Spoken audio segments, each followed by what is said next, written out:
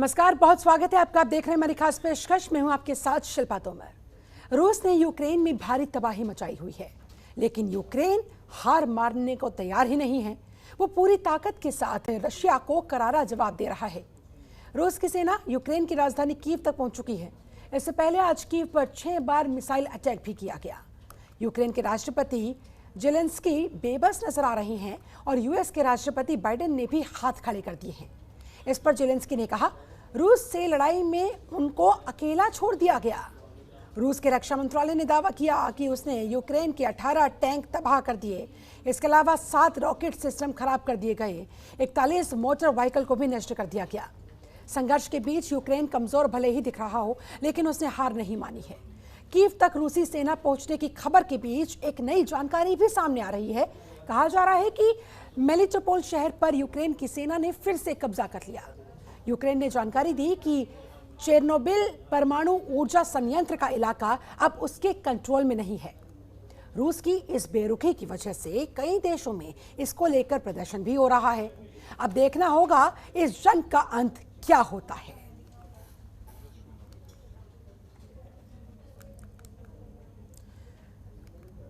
और चलिए इस समस्या पर, इस महत्वपूर्ण मुद्दे पर जो इस समय पूरी दुनिया का कंसर्न बना हुआ है, और ज्यादा विस्तार से चर्चा करने के लिए हमारे साथ एक खास मेहमान जुड़ चुके हैं।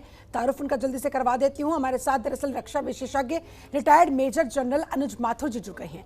माथुर साहब, बहुत बहुत स्वागत करती हूँ आपका। माथुर जी, सीधा सवाल, क्या होगा इस जंग का अंत? क्या लग रहा है सर? परिस्थितियां किस हद तक विपरीत जाती हुई, खराब होती हुई?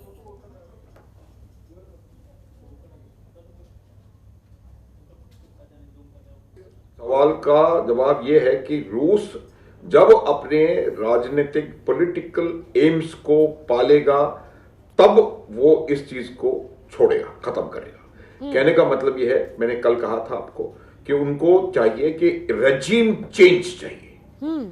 वो चाहते हैं कि ये जो जेलेंस्की की जो सरकार है, इस सरकार को तब्दील बदली किया जाए, और या तो पेट्रो जो पुराने उनके समर्थक राष्ट्रपति थे यूक्रेन के, उनको लाया जाए, या किसी और को, ऐसे व्यक्ति को राष्ट्रपति, मतलब रेजिम चेंज करना है उनको, ऐसे व्यक्ति को लाया जाएगा जो रूस का समर्थक होगा। पहली बात। दूसरी बात, ये रूस ने कह दिया है कि वो ये जो यूक्रेनियन फोर्सेस हैं वो वहां पर जेनोसाइड कर रही हैं लोगों का, उसको बंद करवाना है। तीसरा उनका यह मानना है कि डिमिलिटराइजेशन, तो जो यूक्रेन की मिलिट्री है उसको किस प्रकार से उसका प्रभुत्व, उसका इन्फ्लुएंस वहां पर कम करना है। ये तीन।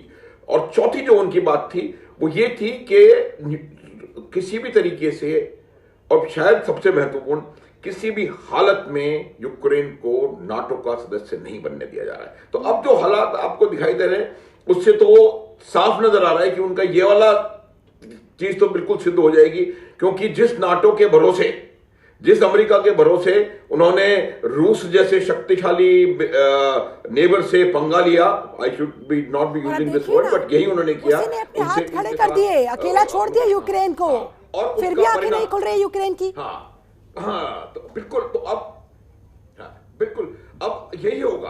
अब मेरा ये मानना है कि जब ये कीव पर कब्जा हो जाएगा और सरकार रेजिम चेंज हो जाएगा, तो रूस, वो मेरे को लगता है कि उनकी वो रेखा होगी, उस जगह पर वो आकर के इसको समाप्त कर सकते हैं। अपनी सरकार, अपनी पसंदीदा सरकार को वहां पर एस्टेब्लिश करेंगे और फिर वो वापस चले जाएंगे, क्योंकि उनको पता है कि क्या होता है दूसरे देश में रहना, क्योंकि अफगानिस्तान में उन्होंने इसका काफी बड़ा खामियाजा चुका चुके हैं। और खासतौर पे उस देश में रहना जहां की जनता उनके साथ ना हो, यह बहुत मुश्किल काम होता है। कोई भी शक्तिशाली देश किसी दूसरे देश में जब तक कि उस देश के जनता का उसको समर्थन ना हो, वहां पर रह नहीं सकता, क्योंकि ये चीज जो रिबेल जनता से आएगा उसका कोई किसी के पास जवाब नहीं होता है। तो ये उनका मानना है, वहां पर अपनी पिट्ठू सरकार या अपने समर्थक वाली सरकार बना करके ये लोग, मेरा मानना है कि वो वापस चले जाएंगे। ये आप समझ लें। लेकिन रूस को रोकने की हिम्मत जी, कौन करेगा, शिल्पा। ये भी बड़ा सवाल बना हुआ है माथुर साहब। देखिए, मैं आपको इसका मैं एक जवाब इसलिए मैं इस तरह देना चाहता हूं कि रोकने का अर्थ क्या है। क्या उससे अब लड़ाई को बढ़ाना या किन्हीं और देशों का उस लड़ाई के अंदर कूदना, ये शायद एक कैटास्ट्रोफिक वॉर की तरफ आपको ले जा सकता है। ये बात लोग भी समझ रहे हैं। यूरोप के लोग जिन्होंने 2 वर्ल्ड वॉर्स देखी हैं, दोनों वर्ल्ड वॉर आप देखिए यूरोप में हुई हैं या नॉर्दर्न एशिया, नॉर्दर्न अफ्रीका के इन इलाकों में लड़ाइयां हुई हैं, तो ये लोग वर्ल्ड वॉर से उससे क्या नुकसान होता है समझते हैं। और no war is the most important thing which is there in the psyche of Europeans. तो वो उनके खुद के देश, अगर मान लीजिए बाइडेन या यूरोप के कोई मैक्रो या कोई आना चाहते हैं, वो उनके खुद के लोग उनको लड़ाई के बीच में घुसने के लिए विरोध करेंगे। आप देखिए रशिया का भी विरोध हो रहा है, रशिया के अंदर भी विरोध हो रहा है। 1700 लोग उन्होंने गिरफ्तार किए हैं जो लोग उनको विरोध कर रहे हैं, क्योंकि हर आदमी, हर इंसान ये समझता है कि युद्ध की विभीषिका क्या होती है, युद्ध के परिणाम क्या होते हैं, और उससे कोई भी जीते कोई भी, ओवरऑल हर एक की हार होती है। आपका खुद का आपने हमला किया, आपकी खुद की इकोनॉमी कितनी पीछे चली जाएगी उसका आपको अंदेशा नहीं है। चाइना कितना भी अश्योरेंस देता रहे, पाकिस्तान कितना भी उनके साथ जाकर के और चाइना का दूत बन के वहां चला जाकर के और वो करता है, लेकिन फिर भी छोटी से छोटी लड़ाई में रूस की इकोनॉमी को भी इतना ही नुकसान होने वाला है जिसका कि जवाब नहीं होगा। आप देखें इतने सैंक्शंस लग गए हैं, उनको लग रहा है कि इन सैंक्शंस का उनके ऊपर कोई असर नहीं होगा, लेकिन कुछ असर होगा, आप देखें। तो ये बात वहां के लोग जो हैं वो समझते हैं। तो इसीलिए बहुत जल्दी, बहुत तेजी के साथ रूस अपना मकसद हासिल करने का बैकस्टेप करने की या किसी समाधान की तरफ आगे बढ़ने की बात होगी, तब तक तो न जाने कितने मासूम अपनी जान गंवा चुके होंगे जिनको कोई कसूर नहीं है।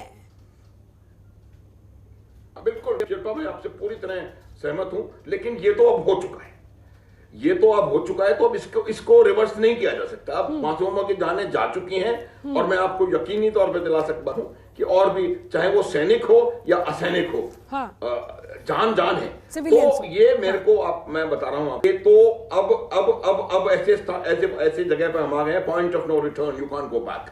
शुरू हो गया, लड़ाई हो गई शुरू। अब उनको ये करना चाहिए, करेंगे वो, मेरा ये बनना है जल्दी से जल्दी अपनी शक्ति पूरी लगाई, वो गिरे, नई सरकार उसमें कम्युनिटी को बताएंगे कि भाई हमने जो हमारा कर्म वापस जा रहे हैं। तो ये मेरा मानना है कि ये होने वाला है। और अभी तक आपको मैं बता दूं कि जो रूस की जितनी उन्होंने शक्ति वहां पर इकट्ठी कर रखी थी, उधर से बेलारूस से लेकर के, उस शक्ति का बहुत कम परसेंटेज उन्होंने अभी अप्लाई किया है। जब वो पूरी माइट अप्लाई करेंगे तो आप देखिएगा कि कीव को गिरने में बहुत ज्यादा समय मुझे नहीं लगता कि लगेगा, अनलेस तो ये उसमें लगने वाला नहीं है। आने वाले 72 घंटे में मेरे ख्याल से ये कि जो या तो स्वयं वो तख्ता पलट हो जाएगा, अन्यथा वो उनको लिया जाएगा और नई सरकार बन जाएगी और उनसे फिर शायद बातचीत करके। चलिए ठीक है माथुर साहब, आप हमारे साथ बने रहे। हमारे साथ एक और खास मेहमान इस समय जुड़ चुके हैं, तारुफ करवा देती हूँ। रक्षा विशेषज्ञ रिटायर्ड ब्रिगेडियर विनोद दत्ता जी भी हमारे साथ मौजूद है। दत्ता साहब, बहुत स्वागत करती हूँ।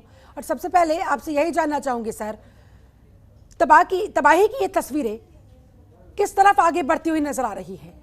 क्या होगा इस जंग का अंत, क्या लग रहा है सर? बिल्कुल ख़त्म होने को है, और इसमें दोष जो है वो अमेरिका का है और कुछ हद तक यूक्रेन का भी है, क्योंकि यूक्रेन ने भी सिचुएशन को समझने में या उसका आकलन करने में थोड़ी कमी रखी। क्योंकि जिस तरह से अमेरिका उसको आश्वासन देता रहा, जिस तरह से झूठे वादे अमेरिका करता रहा, और थोड़ा सा ज़ेलेंस्की साहब को इतिहास में जाना चाहिए था, तारीख में जाना चाहिए था, क्योंकि अमेरिका ने कभी कोई एक डिपेंडेबल अलाई या दोस्त नहीं रहा है। हाँ। क्योंकि अगर आप ये देखें कि चाहे वो अफगानिस्तान हो, चाहे सोमालिया हो, चाहे लेबनान हो 1981 से 84 तक, चाहे क्यूबन क्राइसिस हो, नॉर्थ कोरिया या वियतनाम रहा हो, अमेरिका ने हमेशा अपना इंटरेस्ट देखा है। हाँ। अपने दोस्तों का कभी साथ नहीं दिया। तो ये ज़ेलेंस्की इसमें सिचुएशन को पढ़ने में थोड़े से नाकामयाब रहे और उसका ही खामियाजा उनको ये उठाना पड़ा। यानी कि अमेरिका की फितरत जानने के बावजूद वो फंस गए और देखिए अब नतीजा खुद भुगत रहे हैं। बिल्कुल ठीक कहा आपने, क्योंकि देखिए नतीजा वो भुगत रहे हैं और नतीजा उनकी जो प्रजा है वो भुगत रही है। क्योंकि देखिए व्लादिमीर पुतिन ने अपनी कॉस्ट बेनिफिट एनालिसिस जो की थी उसमें उन्होंने सही आकलन किया। उनको पता लग गया, जिस दिन उनको ये पता लग गया कि अमेरिका युद्ध में नहीं उतरेगा, उन्होंने एक ब्लिट्जक्रीग ऑपरेशन में पूरा यूक्रेन को रन ओवर किया। 3 एक्सेस उन्होंने खोल दी और उन्होंने देखिए क्लिंसी से कीव तक का जो शॉर्टेस्ट रास्ता था उन्होंने वो अख्तियार नहीं किया। उन्होंने ईस्टर्न फ्लैंक को एक्सप्लॉइट किया और धीरे धीरे अपनी जो पोजीशन थी उसको सुदृढ़ किया। अभी आप देखिए कीव कभी भी फॉल हो सकता है, कभी भी गिर सकता है और उन्होंने जितने भी ईग्रेस और इनग्रेस रूट्स हैं उनको बंद कर दिया गया है। तो it is a matter of hours, couple of hours, जब कीव बिल्कुल हो जाएगा, उनके कब्जे में आ जाएगा और नेगोशिएटिंग टेबल पे ज़ेलेंस्की बिल्कुल बात करने को तैयार हैं। और ये रूस की एक बहुत बड़ी जीत है और अमेरिका के लिए या जो नेटो अलायंसेस थे उनके लिए एक ऐसी शिकस्त है जो दुनिया सदियों तक याद रखेगी। बिल्कुल। और यूक्रेन संकट पर तालिबान का भी बयान सामने आया है। यूक्रेन संकट पर तालिबान ने कहा है कि रूस और यूक्रेन दोनों को संयम बरतने की आवश्यकता है। तालिबान ने बातचीत पर जोर दिया। माथुर साहब, लुक हु इज टॉकिंग, ये बोल कौन रहा है? ये तो वही बात हुई, 90 चूहे खाके बिल्ली चली हज को। ये कोई आप मेरा ये मानना है शिल्पा कि इस प्रकार के बयानों के बारे में बात करना भी ये अपने समय की बर्बादी है। ये इनको असल में क्या है कि अफगानिस्तान की समस्या ये है कि अफगानिस्तान को बहुत लोगों ने क्या, किसी ने भी अभी तक मान्यता नहीं दी है। और अब उनका ये मानना है कि किसी प्रकार से हम ऐसा अपना चेहरा सामने लाने का प्रयास करें जिससे कि लोगों का जो करेक्ट परसेप्शन है वो उसको फॉल्सिफाई कर पाए। तो ये मेरे ख्याल से एक छोटा सा उनका अटेम्प्ट है। ये उनकी मजबूरी है कि इस प्रकार का वो अटेम्प्ट करें और कुछ करें। लेकिन आपको बातचीत से, पीस से, शांति से, लोगों की भावनाओं को समझने से तालिबान का कोई दूर दूर तक लेना देना है ही नहीं। वो लोग लड़ाके हैं और गलत किस्म के लड़ाके हैं और उनसे जो चीजें वो खुद करते हैं और उसी पर दूसरों को वो ज्ञान दे रहे हैं, समझा जा सकता है। ठीक है, बिल्कुल। ऐसे में माथुर साहब, यूक्रेन कब तक टिका पाएगा? कब तक टिक पाएगा अमेरिका के सामने, माफ कीजिएगा रशिया के सामने, और कब तक इस जंग को खींच पाएगा? आपको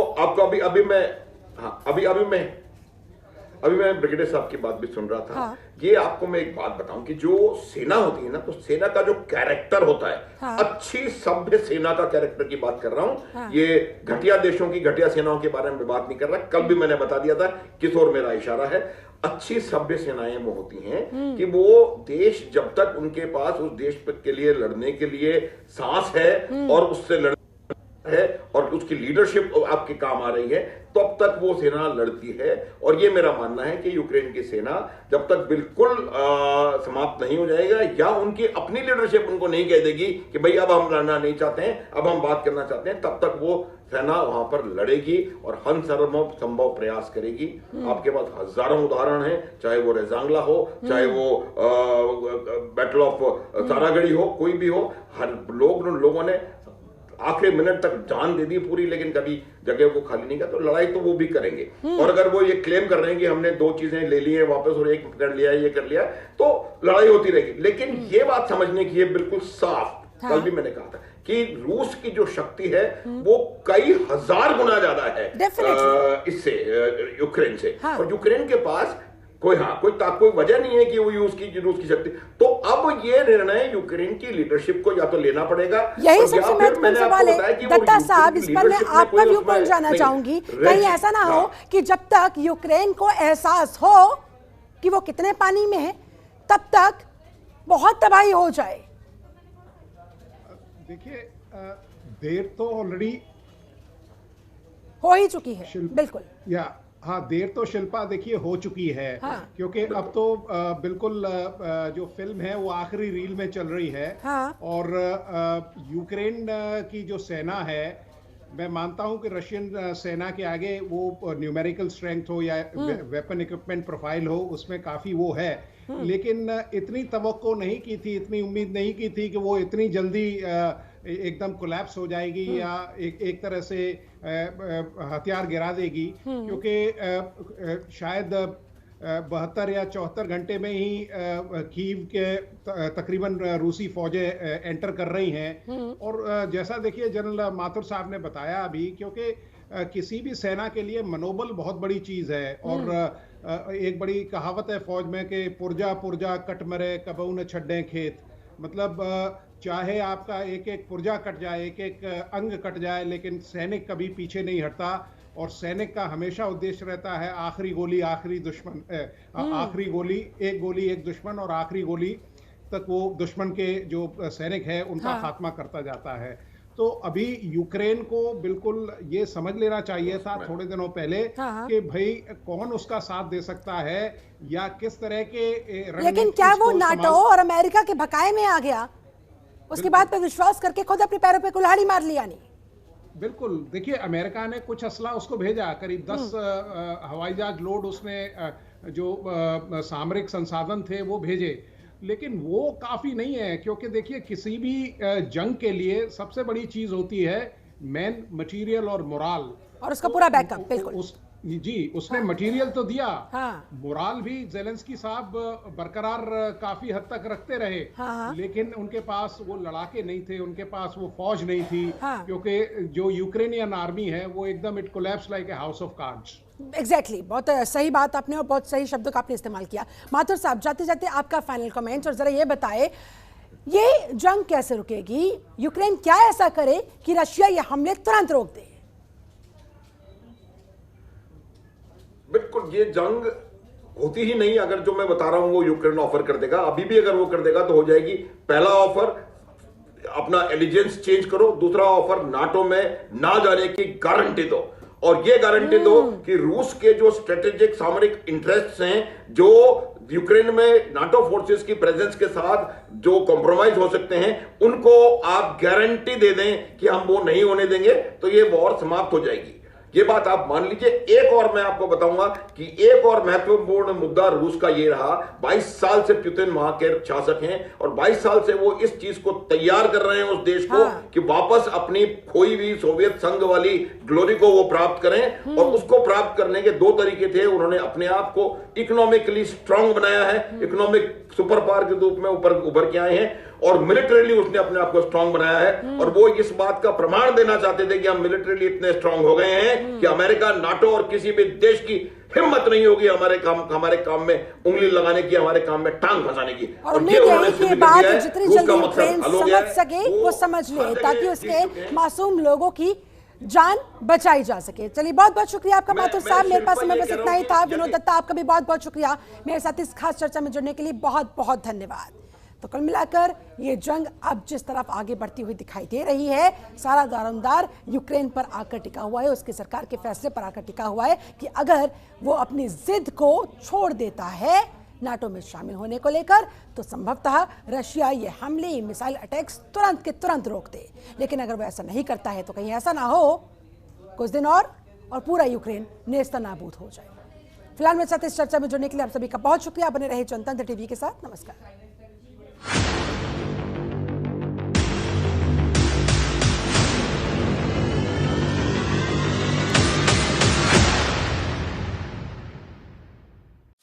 खबरों के निष्पक्ष विश्लेषण के लिए सब्सक्राइब करें Jantantra TV and press the bell icon. Never miss any update.